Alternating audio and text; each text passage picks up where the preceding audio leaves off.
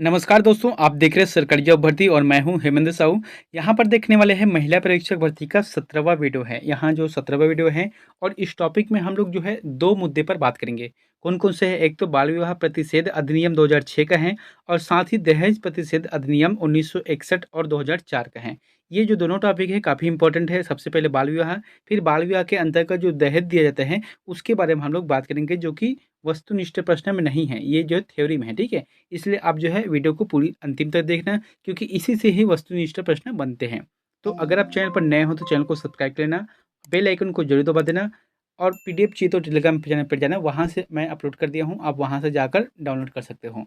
तो सबसे पहले देखते हैं बाल विवाह प्रतिषेध अधिनियम 2006। यहाँ पर क्या लिखा है कि बाल विवाह प्रतिषेध अधिनियम 2006 भारत सरकार की एक अधिनियम है जिसे जिसे समाज में बाल विवाह को रोकने हेतु लागू किया गया।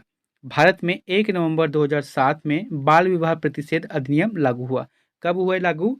1 नवंबर 2007 में। और यह योजना जो है, यह भारत सरकार की एक योजना है, ठीक है? ये अधिनियम लाए गए हैं, ये भारत सरकार की अधिनियम है। इसके अंतर्गत देखते हैं ऐतिहासिक पृष्ठभूमि कि यूनिसेफ, देखो यूनिसेफ बार-बार क्यों बोलता हूँ मैं कि यूनिसेफ एक ऐसी संस्था है, अंतर्राष्ट्रीय संस्था ये है।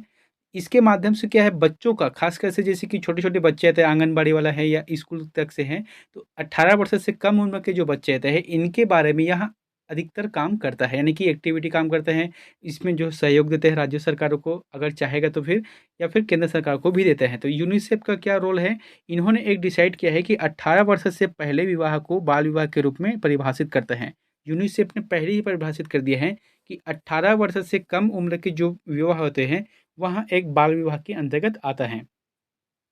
इस प्रथा को मानव अधिकार का उल्लंघन मानता है। भारत में बाल विवाह लंबे समय से एक मुद्दा रहा है, क्योंकि पारंपरिक, सांस्कृतिक और धार्मिक संरक्षण में इसकी जड़ से लड़ने के लिए कड़ी मेहनत की गई है।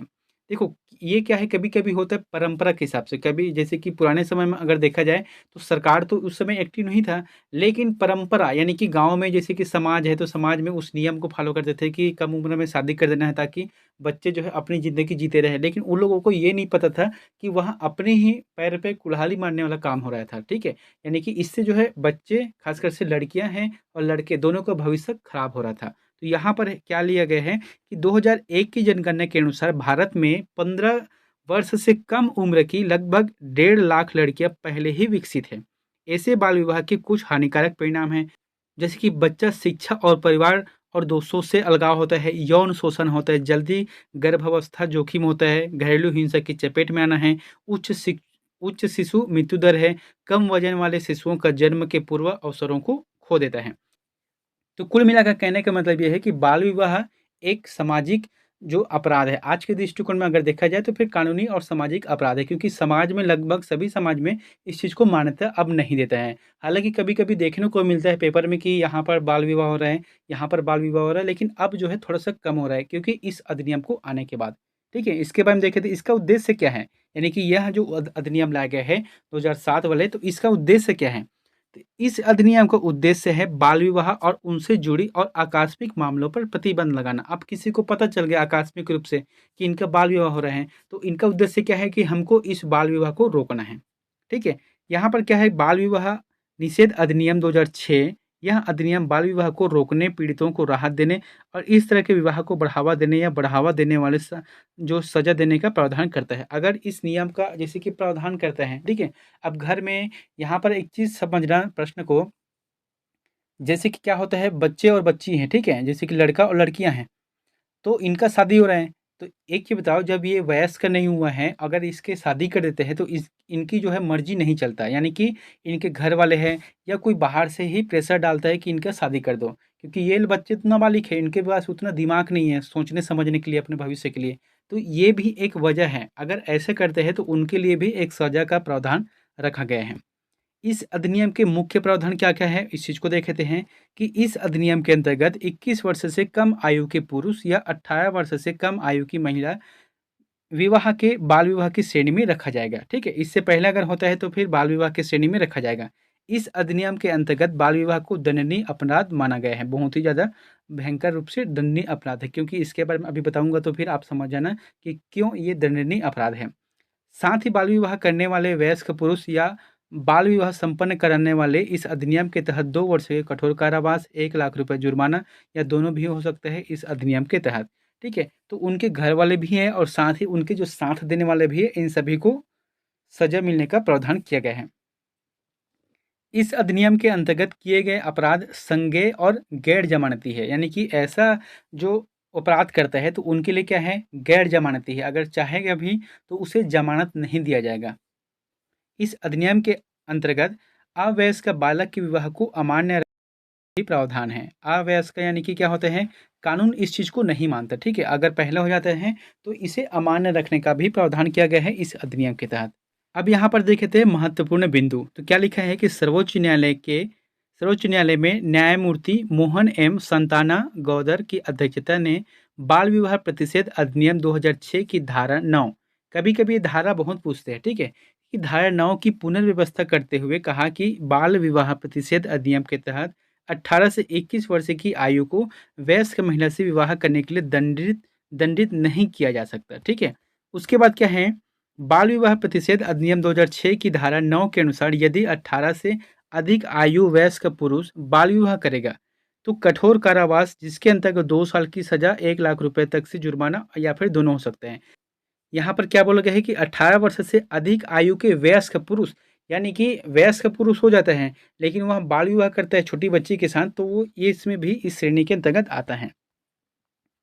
अगला है, सर्वोच्च न्यायालय के अनुसार यह अधिनियम ना तो विवाह करने वाले किसी अवयस्क पुरुष को दंड देते हैं और ना ही अवयस्क पुरुष से विवाह करने वाली महिला के लिए दंड का प्रावधान है, क्योंकि माना जाता है कि विवाह का फैसला सामान्यतः लड़के और लड़की के परिवार वाले द्वारा किया जाता है। देखो, मैंने पहले बताया था ना कि भाई बच्चे जो है अवयस्क है, यानी कि नाबालिग है, तो उनके पास इतना समझने की, सोचने समझने की समझ नहीं कि विवाह क्या होता है, इसमें किस तरीके से चलना पड़ता है।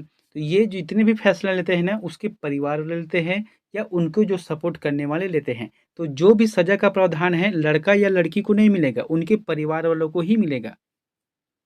यहाँ पर लिखा है, गौर मतलब है कि इस प्रावधान का एकमात्र उद्देश्य है एक पुरुष को नाबालिग लड़की से विवाह करने के लिए दंडित करना है। ठीक है, अब देखते हैं, देखो यहाँ पर मैंने बता दिया है बाल विवाह का। अब देखते हैं यहाँ पर दहेज प्रतिषेध अधिनियम 1961 को। ठीक है, अब इसके बाद देखते हैं विवाह के बाद दहेज है। तो दहेज का अर्थ है संपत्ति विवाह के समय वधु के परिवार की तरफ से वर को दी जाती है। यूरोप, भारत, अफ्रीका और दुनिया के अन्य भागों में दहेज प्रथा का लंबा इतिहास है। भारत में इसे दहेज, हुंडा या वर दक्षिणा के नाम से भी जाना जाता है, क्योंकि परिवार द्वारा नकदी या वस्तुओं के रूप में वर के परिवार को दिया जाता है। आज के में भी दहेज प्रथा की बुराई हर जगह फैली हुई है। अब यहाँ पर देखे थे इनके धारा, तो दहेज अधिनियम 1961 के अनुसार लेने देने या इसके लेन देन में सहयोग करने पर 5 वर्ष की कैद तथा 15,000 रुपये की जुर्माना का प्रावधान किया गया है। जो व्यक्ति दहेज दे रहा है और जो व्यक्ति दहेज ले रहा है, इनके लिए सजा का प्रावधान है। एक तो 5 वर्ष का कैद है और साथ ही 15,000 रुपये का जुर्माना भी उसको देना पड़ेगा। उसके बाद दूसरा क्या है कि दहेज के लिए उत्पीड़न करने पर भारतीय दंड संहिता की धारा 498 ए, इस चीज को याद रखें। ठीक है, 498 ए, जो कि पति और उनके रिश्तेदार द्वारा संपत्ति अथवा कीमती वस्तु के लिए अवैधानिक मांगों के मामले में संबंधित के अंतर्गत 3 साल की कैद एवं जुर्माना का प्रावधान किया गया। ठीक है, जैसे शादी कर लिए, अब शादी करने के बाद उसे बार बार तंग करना है, बार बार प्रताड़ित करना है कि मुझे ये चाहिए, मुझे वो चाहिए, तो ये क्या है, इनके अंतर्गत आता है और इसके लिए आपको 3 वर्ष की सजा भी है और साथ ही जुर्माना का प्रावधान रखा गया है। ठीक है, उसके बाद है धारा 406 के अंतर्गत लड़की के पति ससुराल वालों के लिए 3 साल की कैद अथवा जुर्माना या दोनों, यदि वे लड़की स्त्री धन मतलब क्या होता है कि कोई भी लड़की मान लो जो है अपने मायके से सोना चांदी गहना जो भी पहन के आते हैं, ठीक है, अब उसे जो है उनके मायके वाले, यानी कि सॉरी, उसके जो है ससुराल वाले रख लेते हैं, लेकिन वह देना नहीं चाहता कि अब ये हमारा है। तो इस तरीके से अगर बात आता है तो लड़की अगर चाहे तो इसके खिलाफ एक्शन लेकर रिपोर्ट भी करा सकती है, जिसके लिए इसके जुर्माने का प्रावधान किया गया है। कितने वर्षों का है, 3 वर्षों के लिए किया गया है। ठीक है, और साथ ही इसको धन की राशि भी देना पड़ेगा। फिर आता है, यदि किसी लड़की की विवाह के 7 साल के भीतर अमान्य परिस्थिति में मौत हो जाती है, ठीक है, और यह साबित कर दिया जाता है कि मौत के पहले उसे दहेज के लिए प्रताड़ित किया जाता है, तो भारतीय दंड संहिता की धारा 304 बी के अंतर्गत लड़की के पति और रिश्तेदार को कम से कम 7 वर्ष से लेकर आजीवन कारावास की सजा हो सकती है। क्या बोला गया है? मान लो जाए शादी करके लाए हैं, ठीक है। अब शादी करके लाने के बाद 7 साल के भीतर अगर कोई अप्राकृतिक रूप से उनकी मौत हो जाती है। अप्राकृतिक रूप से मतलब क्या होता है, कभी-कभी मारना पीटना है, ठीक है? या ज़हर खिला देना है या ज़बरदस्ती का एक्सीडेंट करने, कुछ भी ऐसा रहता है जिसमें मानव अपने हस्तक्षेप करता है, तो इसके लिए क्या रहता है, जाँच-पड़ताल होता है और उस जाँच में अगर ये साबित होता है कि ये जो है सिर्फ़ दहेज प्रताड़ित की वजह से हुआ है, तो ऐसे दरमियान में उस लड़की के जो हस्बैंड है यानी कि उसके पति है और उनके जो परिवार के सदस्य हैं, उनको 7 साल की सज़ा है या फिर कभी-कभी इसे जो है आजीवन कारावास की सज़ा में बदला जाता है। ये है इस अधिनियम के अंतर्गत जो भी बात है वहाँ, ठीक है? अब देखते हैं दहेज प्रतिषेध अधिनियम 2004 के बारे में। तो छत्तीसगढ़ दहेज प्रतिषेध अधिनियम 2004, इससे पहले जो पढ़ाया था वो क्या है? केंद्र सरकार की है। अब यहाँ पर जो है छत्तीसगढ़ का है। तो 2004 दहेज प्रतिषेध अधिनियम 1961 की धारा 10 द्वारा प्रदत्त शक्तियों को प्रयोग लाने हेतु छत्तीसगढ़ के शासन छत्तीसगढ़ दहेज प्रतिषेध अधिनियम 2004 लागू किए गए, ठीक है। अब इसमें देख लेना, इसमें कुल मिलाकर 13 धाराएं हैं। आपको 13 धाराओं को याद रखना है। कभी कभी इसके धारा से संबंधित पूछता है कि इस तरीका से जो प्रावधान है वहाँ किस धारा के अंतर्गत दिए गए हैं, तो इस तरीके से प्रश्न पूछे जा सकते हैं। इसलिए आपको जो है धारा को भी याद रखना है। बहुत ही सरल तरीके से लिखा हूँ इसमें, आपको ज़्यादा लंबा चौड़ा पढ़ने की जरूरत नहीं है। सबसे पहला धारा है, सबसे पहला जो धारा है इसमें क्या लिखा है, संक्षिप्त नाम और विस्तार प्रारंभ। अब कभी-कभी पूछ देता है कि छत्तीसगढ़ दहेज अधिनियम 2004 के अंतर्गत धारा पहला में किस बात को उल्लेख किया गया है? तो सिर्फ विस्तार और प्रारंभ की बात की गई है। तो इनका जो नाम है दहेज प्रतिषेध अधिनियम 2004 किया गया है और संपूर्ण जो विस्तार है वहाँ राज्य में किया गया है, यानी कि छत्तीसगढ़ के जितने भी जिले हैं इस यहाँ पर लागू होते हैं। अब धारा 2 के अंतर्गत क्या है? परिभाषाएँ हैं। तो परिभाषाएँ में कौन-कौन से हैं? एक तो है सबसे पहला सलाहकार बोर्ड होते हैं। तो सलाहकार जो बोर्ड रहता है वहाँ दहेज प्रतिषेध अधिकारी को सलाह और सहायता देने वाला बोर्ड होता है। इतना हो गया? हाँ, ठीक। इसके बाद क्या है? मुख्य दहेज प्रतिषेध अधिकारी। तो राज्य सरकार का कोई अधिकारी जिन्हें नियम के अधीन कर्तव्य सौंपा गया हो। फिर आता है दहेज प्रतिषेध अधिकारी। तो राज्य सरकार द्वारा नियुक्त कोई अधिकारी, ये भी आ गया। फिर आते हैं परिवीक्षा अधिकारी। तो परिवीक्षा अधिकारी कौन हो सकते हैं? अपराधी परिवीक्षा अधिनियम 1958 के अधीन नियुक्त कोई परीक्षा परिवीक्षा अधिकारी रहते हैं, ठीक है। उसके बाद है जिला मजिस्ट्रेट और परिवाद क्या होते हैं? दंड प्रक्रिया संहिता 1973 में वर्णित अधिकारी इनमें शामिल रहते हैं। इसके बाद है धारा 3 जिसके अंतर्गत कहा गया है कि दहेज प्रतिषेध अधिकारी की अधिकारिता है। तो पहला देखते हैं, राज्य सरकार उतने दहेज प्रतिषेध अधिकारी नियुक्त कर सकेगी जितने वह ठीक समझे और वे क्षेत्र निर्दिष्ट कर सकेंगे जिनकी बाबत से अपनी अधिकारिता और अपनी शक्तियों का प्रयोग इस अधिनियम में करेंगे, ठीक है। प्रत्येक दहेज प्रतिषेध अधिकारी निम्नलिखित शक्तियों का प्रयोग और कृत्यों का पालन करेगा, अर्थात दहेज देने या लेने को दुष्प्रेरित करने या दहेज मांगने को यथासंभव रोकना इस अधिनियम के अधीन अपराध करने वाले व्यक्तियों को अभियोजन के लिए ऐसा साक्ष्य एकत्र करना, ऐसे अतिरिक्त कार्य करना जो राज्य सरकार द्वारा उसे सौंपा गया हो। धारा 4 क्या कहते हैं कि व्यथित व्यक्ति स्वयं या उसके माता पिता या उनके नातेदार या मान्यता प्राप्त संगठन लिखित है और साथ ही व्यक्ति या संदेश वाहक के माध्यम से डाक द्वारा दाखिल कराया जा सकता है। अब जो है डाक के माध्यम से इसे दाखिला भी कराया जा सकता है, ठीक है। इसके बारे में जानकारी भी दिए जा सकते हैं इस अधिकारी को। फिर आता है धारा 6। तो धारा 6 में क्या बोला गया है कि मुख्य दहेज प्रतिषेध अधिकारी की नियुक्ति, कर्तव्य और कार्य। तो क्या होता है कि राज्य सरकार संपूर्ण राज्य में दहेज प्रतिषेध संबंधी कार्य के प्रशासन व समन्वय रखने के लिए संबंधित विभाग के वरिष्ठ अधिकारी को मुख्य दहेज प्रतिषेध अधिकारी नाम निर्दिष्ट करेगा। फिर आता है धारा 7। तो धारा 7 में क्या बोला गया है? पक्षकारों द्वारा विवाह में उपहारों की सूची का प्रस्तुति करना होता है। कभी-कभी क्या होता है कि जो विवाह रहता है उसमें दहेज दिया जाता है, उसके बारे में सूची जारी करना है कि क्या-क्या दिया गया है, ठीक है। धारा 8 के अंतर्गत क्या दिया गया है कि अपराधियों के अभियोजन यानी कि जिस पर मुकदमा चलाया गया उसके हेतु यहाँ प्रक्रिया है। अपराधी के विरुद्ध दंड प्रक्रिया 1973 के अंतर्गत अभियोजन चलाया जाएगा। फिर आता है धारा 9। धारा 9 में क्या बोला गया है? कल्याण संस्थानों की संस्थाओं की मान्यता है। तो कल्याण संस्थाओं की मान्यता निम्न आधार पर सुनिश्चित की जाएगी। इस स्तर पर या राष्ट्रीय स्तर पर महिला समाज संगठन हो, इस क्षेत्र में 3 वर्ष से कार्यरत होना चाहिए। ठीक है। उसके बाद धारा 10 में क्या बोला गया है, सीमा व शर्तें जिनके अंतर्गत दहेज प्रतिषेध अधिकारी पुलिस अधिकारी की शक्तियों का प्रयोग कर सकता है। उसके बाद धारा 11 क्या है कि लोक सेवक के रूप में प्रतिषेध अधिकारी की घोषणा करना है। इसके अंतर्गत क्या है कि भारतीय दंड संहिता 1860 के अधीन दहेज प्रतिषेध अधिकारी को लोक सेवक माना जाएगा। ये प्रश्न पूछे भी गया। ठीक है।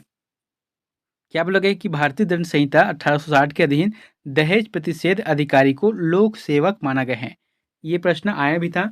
क्या बोला गया है, जैसे कि कभी कभी प्रश्न बनता है कि 1860 के अधिनियम के हिसाब से दहेज प्रतिषेध अधिकारी को क्या माना गया है, तो ये लोक सेवक माना गया है। उसके बाद धारा 12, तो धारा 12 के अंतर्गत क्या है, सद्भाव पूर्वक की गई कार्यवाही का संरक्षण करना है। और धारा 13 में है निर्वाचन यानी कि व्याख्यान करना है। नियमों के निर्वाचन संबंधी प्रश्नों का निर्णय राज्य सरकार द्वारा किया जाएगा। तो इस तरीके से मैंने आपको जो है आज 2 टॉपिक में बताया है। एक तो बाल विवाह प्रतिषेध अधिनियम 2006 का है, उसके बाद दहेज प्रतिषेध अधिनियम जो कि 1961 और 2004 का है। काफ़ी इंपॉर्टेंट है, इसमें से प्रश्न बहुत बनते हैं और इसका वस्तुनिष्ठ प्रश्न मैं आपको समय में ज़रूर करा दूंगा। तो फिर आप लोग जो इस वीडियो को पूरी तरह से देखना। और लास्ट तक एक होमवर्क है, तो इसका आंसर प्लीज़ हमें कमेंट बॉक्स पर जाकर जरूर बताना। प्रश्न क्या है उस चीज़ को देख लेते हैं। क्या बोला गया है कि बाल विवाह प्रतिषेध अधिनियम 2006 के अंतर्गत दंडनीय अपराध होगा। अगर बाल विवाह करता है तो उनके परिवारों वाले को कौन सा अपराध होगा। यहाँ पर ऑप्शन क्या है, पहला क्या है, संज्ञेय और जमानती है। दूसरा है असंज्ञेय और अजमानती है। तीसरा है संज्ञेय और अजमानती है। और चौथा है संज्ञेय और जमानती है। इस तरीके से जो भी यहाँ पर ऑप्शन है आपको बताना है कि सही कौन सा है। ठीक है। तो फिर मिलते हैं नेक्स्ट वीडियो में एक नई जानकारी के साथ। Thank you.